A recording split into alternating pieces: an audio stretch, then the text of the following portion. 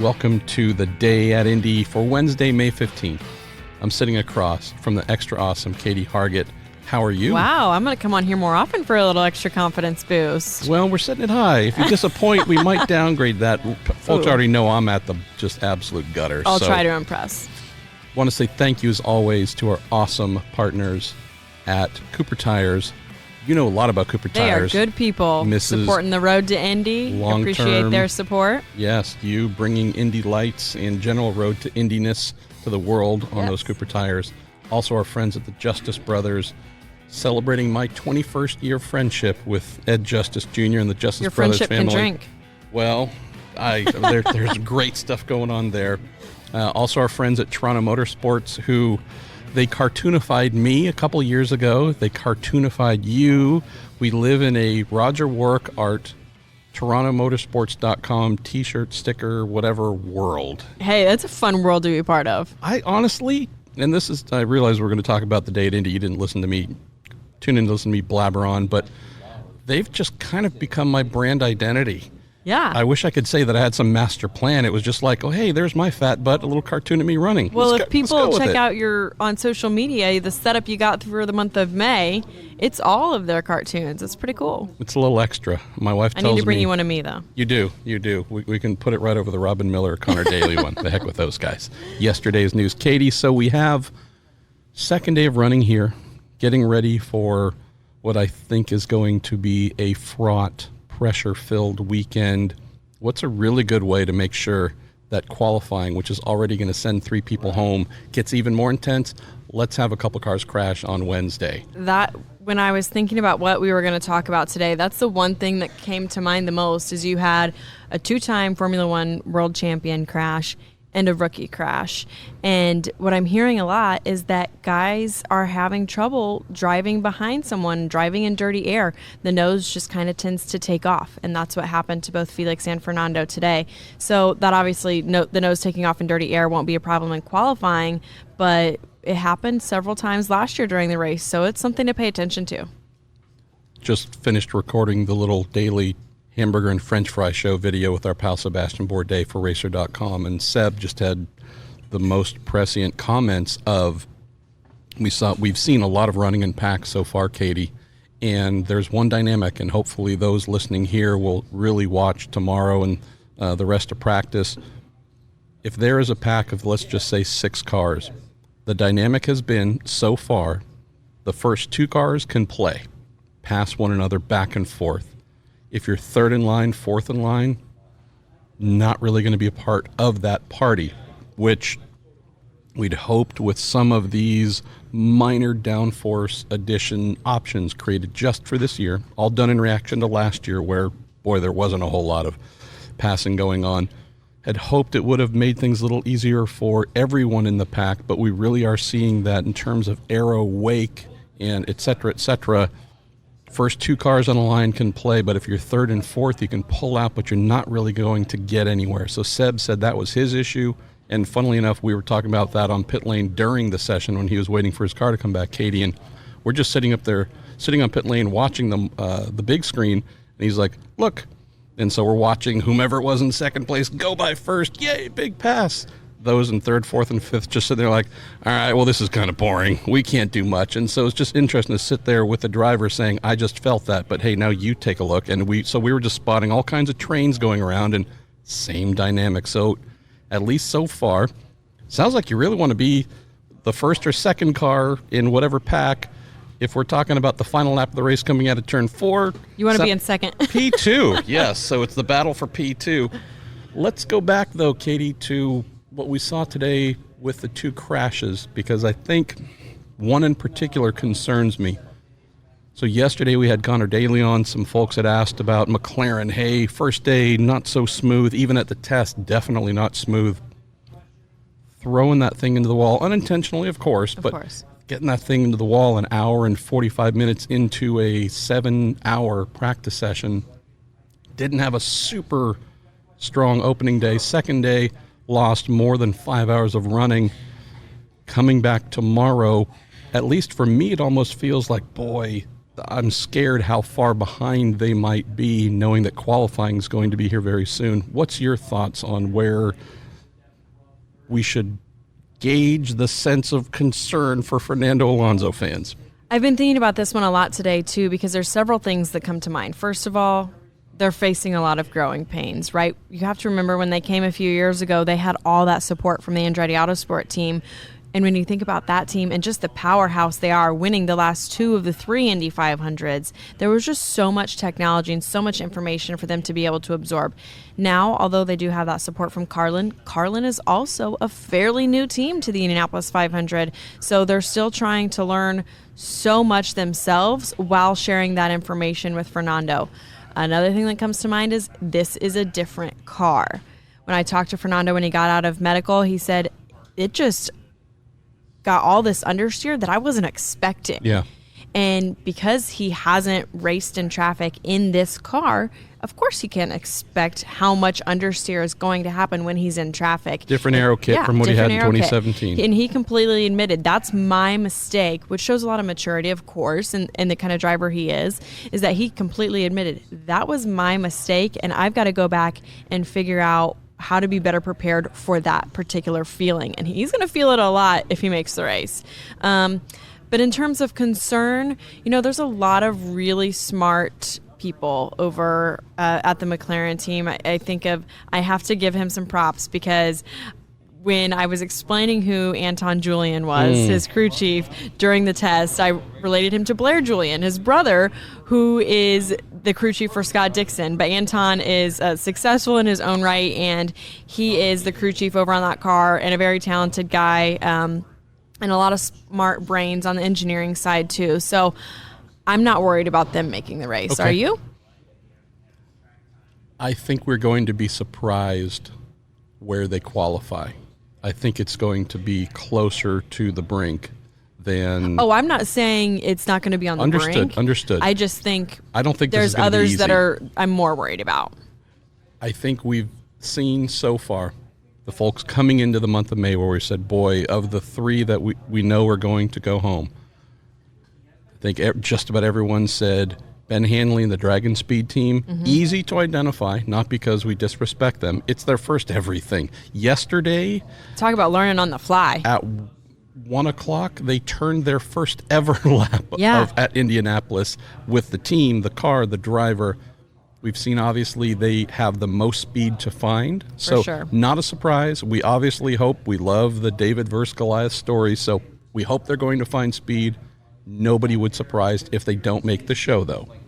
But they'll come back next year having learned a lot. We'll give them that props. If that's the case.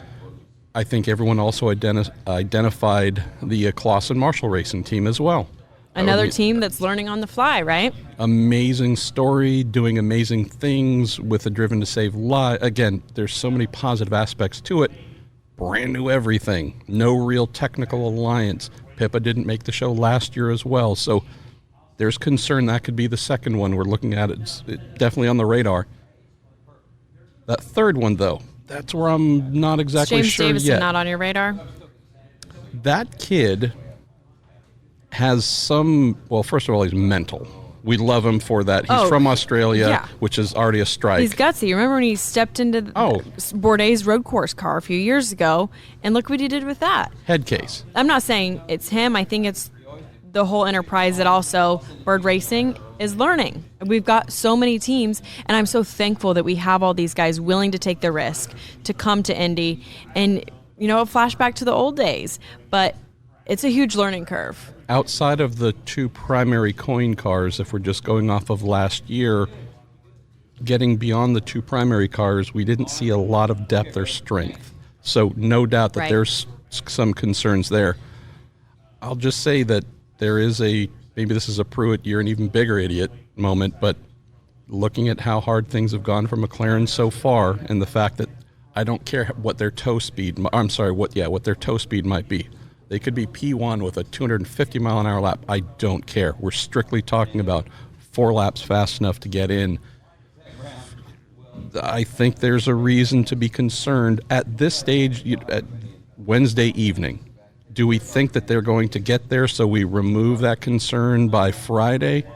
realistically. A lot can But at change. least at this stage, they're in that group of 3, 4, 5 entries that have in the back of my head I'm hoping Saturday and Sunday goes well for you. Imagine that shockwave if they don't. That's a tidal wave. That's not just a shockwave. So looking at speeds, we had Scott Dixon go out almost right away, put up a 228.8 mile an hour lap. I know the folks at Honda were happy to see that after Chevy did a whole bunch of butt spanking yesterday. Then some kid named Joseph Newgard, don't know if you've heard of him. So, new kid on the block, absolutely. Of course, spoiled that party and went 228.856, just a tiny bit faster than Dixie. Spencer Piggott as well, right up there. Santino Ferrucci, P4. There's some fun stuff here. Old guard, new guard, mid guard, new garden. Mid guard. What are your thoughts about where we're at? Just maybe the variety we're seeing of. It's not just a couple years ago. It seemingly was Marco Andretti every single day. Yeah. It was like a metronome. It kind of seems like this is shifting around at least through the first 2 days. I tweeted something during the Indy Grand Prix, and I know that's not Indy 500, but I think it summarizes IndyCar perfectly right now. We had a rookie score the pole, a 5-time champion was leading, and a guy running a partial schedule was chasing him down. That summarizes IndyCar right now. The parody is amazing. If you're not watching, what are you doing? Because this is so fun to watch. No matter who you are, there's somebody to root for. If you like the underdog, great, we've got 10 of them. If you like the guys that are always expected to win, great, we've got those too. And there's just so many great stories up and down pit lane, no matter where you go. And I think that what happened during the Indy Grand Prix can easily be translated into the Indy 500. Going to ask you, Katie, to pick just for these first 2 days, so we're not making any bold proclamations or predictions. Give me. We already put money on a champion. But this is Indy 500. That's full season. Man, I really don't want to have to apologize to Rossi. I don't want to have to apologize to Scott. Fair enough. Give me a storyline, a team as a whole, or maybe a single driver just through the first 2 days that stands out to you as an interesting story that maybe folks haven't pointed out yet. You are putting me on the spot. I'm trying to look. I don't know. There's a few. I think Simon Pagenaud's story can be interesting this year because he's been so close. Will swept last year. Simon had gone 22 races without a win. 22 races without a win. His number is 22. It was like the stars had aligned for the Indy Grand Prix. And he's coming off of a confidence boost and feeling like, when I talked to him in Long Beach, he said, I feel like I can drive this car now. I feel like I figured it out. And the last time he said that was actually when he scored the pole in Toronto several years ago at the end of the old Aero kit. So when you get a guy like Simon who can finally figure a car out, and he's like a professor, like driver, so he studies hard. So when he finally figures something out, I think the handcuffs come off and he's gone. And although he's 15th on the charts today, he was high up yesterday. And I'm not worried about that at all because you look at, Joseph is first, Simon is 15th. If you look at Andretti, Rossi is 34th, which I think that was another Twitter question that we can get to in a little bit. But Zach Veach was 7th. So we've got teammates all over, and I'm not in the least bit worried. I'm going to go with Kyle Kaiser and Hukos Racing. He was a nice surprise, wasn't he?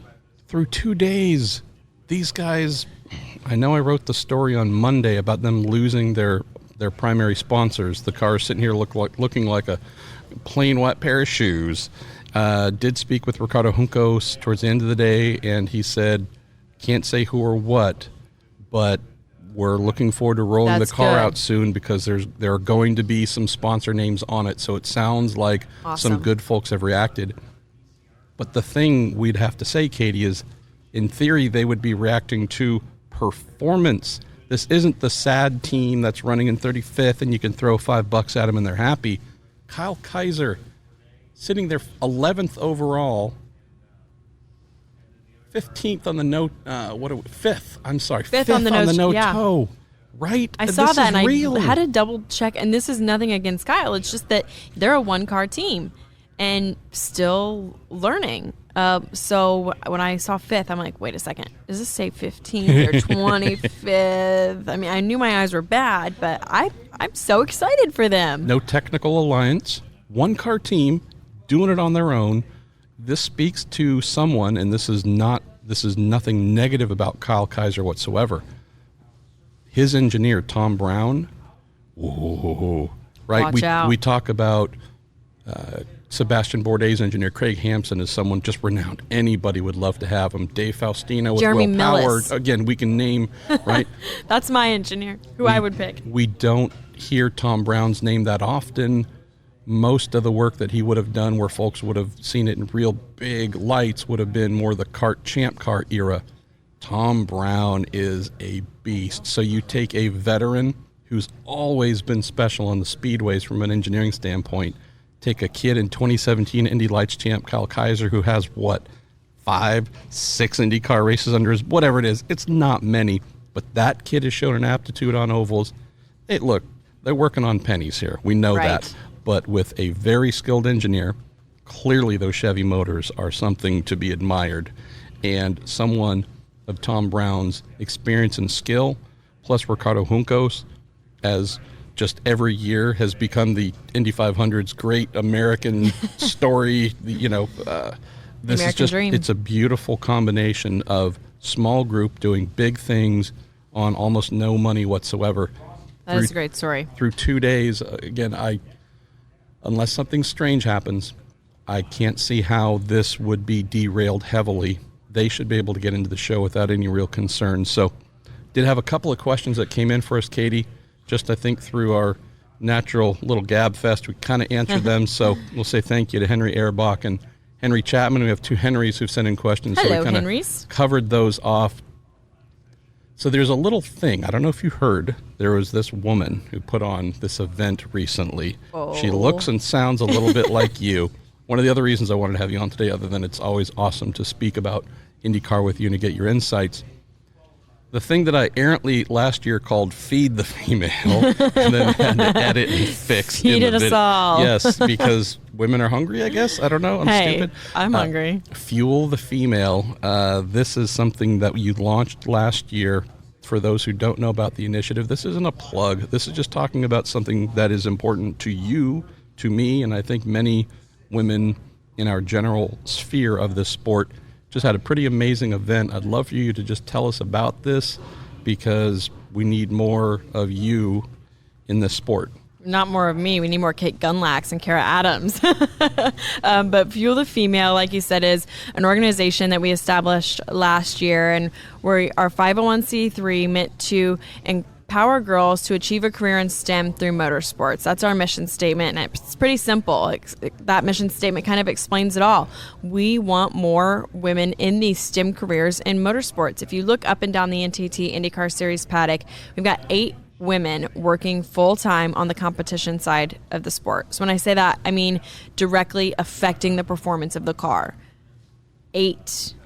That's not even a full team. So we've got some work to do. And that's also an amazing number by just comparing what it was a few years ago. Oh, from when I started, yeah. But that's the crazy thing, though, is if you look in recent years, in one sense, you might say it's amazing that we have 8 now, knowing how small the number once was. So you go, yeah, we have 8. Oh, wow, there's hundreds of people here on pit lane. 8 isn't the number we need it to be. And the crazy thing is, IndyCar is one of the best statistically. Yes. In terms of how many women we actually, compared to other forms of motorsport, have a lot of women. And you can count them on 2 hands. So what Fuel the Female is meant to do is get hold of girls at a young age and show them what careers are available to them in motorsports and in those STEM careers, so the mechanics, the engineering side of things. Last year, we had 100 Indianapolis area high school girls come out, and they met the different women in these careers. So they met Kara Adams, the chief engineer at Firestone. They met Jessica Mace, who's a mechanic at Andretti. They met Kate Gunlack, who I'm sure many people have heard of, engineer for Scott Dixon. This year, we changed it up a little. I really wanted to get the girls hands-on. So we partnered with, thanks to Honda, actually, who helped us power the event. I love using the word power. But it's true. It feels better than saying that we partnered with them, because really without them, we wouldn't have been able to host, again, 100 Indianapolis area high school girls. And we expanded to 4 different school districts, 8 different schools this year. And IUPUI came on board too, provided us with some female engineering students, which was really cool. And I got those female engineering students together and said, okay, what project can we do that's motorsports related and can get these girls hands-on? And the girls ended up building their own model race cars out of mouse traps and all these other recycled parts. Like, I've been collecting bottle caps and paper towel rolls for months now, and built their own race cars in less than an hour and a half and raced them yesterday, Tuesday, opening day of Indy 500 practice. And Firestone was gracious enough to let us check out their suite for lunch and watch some on-track activity, which is always one of the highlights of the day, because most of these girls had never been to IMS before. So if you're a race fan and you're listening, and if you remember the first time you saw an IndyCar peel out of pit lane at IMS, your eyes were probably the size of bowling balls. Now imagine that times 100 for these high school girls. It's just such a cool feeling. Another thing that I appreciate, and this might not surprise my listeners, it also makes me really happy to see little brown girls and little girls of all colors, backgrounds. This isn't meant to be any kind of socio conversation, but most folks in this sport look like you and me. Look, we had every color, shape, and size on Tuesday, and I think what's so important is diversity, not only in gender, but in your race and your ethnic background and your socioeconomic background, because I think the most diverse teams can be the most successful, in my opinion. I mean, again, coming back to the central theme, an Australian won the Indy 500 last year. Yeah. If that can happen, anything can. So just as a quick aside, so I saw Will Power yesterday at the end of the day, and usually he and I flip each other off or say something silly to one another. The only thing he wanted to know was, are news outlets here in America, do they report honestly, or are they all biased? But that's the random brilliance. It's a brilliant mind. Not, hey, what did you think about this car? Did you see this? It's something related to the event. It was just strictly, hey, are news outlets biased? And I'm like, I love you, Will Power. You're so insane. But sorry for that little sidetracking there. Let's close, Katie, on, so you have created Fuel the Female. You have support for Fuel the Female. You have corporate partners that have come in to help power what you are doing. How do folks who might have an interest in helping, volunteering, how can folks who like the idea of what you're doing, love this sport, might be curious, what can I do? How can I do it? Tell us. Yeah, so although we've got those partners and that helped power our event here just yesterday at IMS, we're always looking for more partners who would like to power us at other events, because we really want to expand. I get so many messages on social media of, hey, are you coming here? Are you going there? And we haven't been able to branch out to other tracks yet. And that's the next step, branching out to those other tracks. In the next 3 years, our goal, the board of directors and I want to expand to at least 3 to 5 more tracks. And I think if we can do that and start impacting more girls across the country and spreading the knowledge and love of STEM and motorsports, I would love to just be able to branch out, and also really want to start scholarships, because you think, all right, so we're lighting this fire in these girls when they come to our education programs, and then we're just like, okay, see ya. No. We can't do that. We've got to say, okay, you come to our education program. Now let us help you get an education, because like you said, a lot of these girls are underprivileged. Some of them not, don't get me wrong. But even how do we help continue this education and keep them in the pipeline? So they come to an education program, they get a scholarship, they get a formal education, whether it's going to Lincoln Tech as a mechanic or going to IUPUI as an engineer. They're getting some sort of formal education, and then boom, they're working in motorsports. So there's lots of steps that we would like to take, and lots of ways for people can help. You can always go to fuelthefemale.org or follow us at Fuel the Female on every form of social media. And you feel free to message me if you want your money to go directly towards something, to be earmarked towards something. support us in any way, support us by getting the message out, support us by throwing us $5 to help sponsor a mousetrap, at our next event, and be as simple as that. One of the things I say on a more frequent basis is, of the many things that impresses me in IndyCar, is the quality of the people and the community-minded efforts that they practice. So that I have always appreciated your work as a fellow reporter. The fact that you're also doing something really important here to sustain, improve, benefit, make this a more inclusive, more realistic picture of the world. It's pretty amazing. So there's some really good folks here doing good things. So anytime we can celebrate you for that, and hopefully folks can help, makes our day a little bit brighter. Katie Hargitt. You've always been such a good supporter of Fuel the Female and me, so we appreciate it. Well, pal, it's dinner time. Yes, friend. It's dinner time. Hungry. Something. See, last night Connor Daly came here, made me wait till 8:30, brought no food, but he told me he ate. Yes. Look, so it was happy hour on track. What time is it now? An hour and a half ago, so I think it's happy hour for us. Hey, look at that. All right. I'm going to be a drunk mess. No. Not drunk mess. Not that happy hour. My bad. All right, Katie Hargitt, thank you for joining us here on the day at Indy for Wednesday, May 15th. Thank you to Cooper Tires, the Justice Brothers, TorontoMotorsports.com, and you, our dear listeners. And we will be back tomorrow with, I believe, Jam Master Joseph Newgard. Ooh. I think. Don't hold me to that. He's a little more exciting than me, so. Well, he doesn't do anything to fuel anything other than himself, though. He goes over 220 miles an hour. That's pretty darn cool.